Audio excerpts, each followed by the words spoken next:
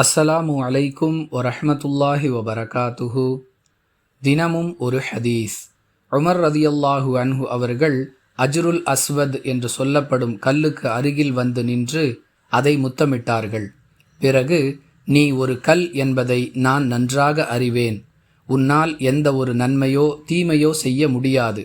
அல்லாஹுவின் தூதர் ஸல்லல்லாஹு அலைஹி வஸல்லம் அவர்கள், உன்னை முத்தமிடுவதை நான் காணவில்லை என்றால் ஒருபோதும் உன்னை நான் முத்தமிட்டிருக்க மாட்டேன் என்று கூறினார்கள். அறிவிப்பவர் இப்னு ரபிஆ. நூல் புகாரி, ஹதீஸ் எண் 1597.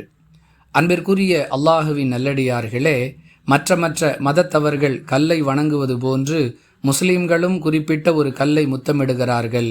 அப்படி இருக்க மற்ற மதங்களிலிருந்து இஸ்லாம் எந்த வகையில் சிறந்த மார்க்கமாக விளங்குகிறது என்று பலரும் விமர்சிப்பதை நாம் கேட்டிருப்போம்.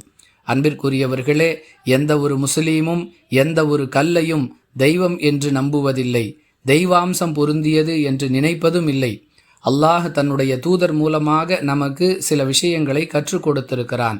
அவர்கள் எதையெல்லாம் நமக்கு செய்து காட்டினார்களோ அதை நாம் நடைமுறைப்படுத்துகிறோமே தவிர, அந்த கல் கடவுள், அது நினைத்தால் நமக்கு நன்மை செய்யும், அது நமக்கு வரக்கூடிய தீமையை விட்டும் நம்மை பாதுகாக்கும் என்ற எண்ணத்தில் ஒருபோதும் நாம் எதையும் செய்வதில்லை. இதை மக்களுக்கு உணர்த்தும் விதமாக கல்லை நோக்கி பேசுவது போன்று உமர் ரதியல்லாஹு அன்ஹு அவர்களுடைய இந்த அறிவுரை அமைந்திருக்கிறது. புரிந்து நடந்து கொள்வோம்.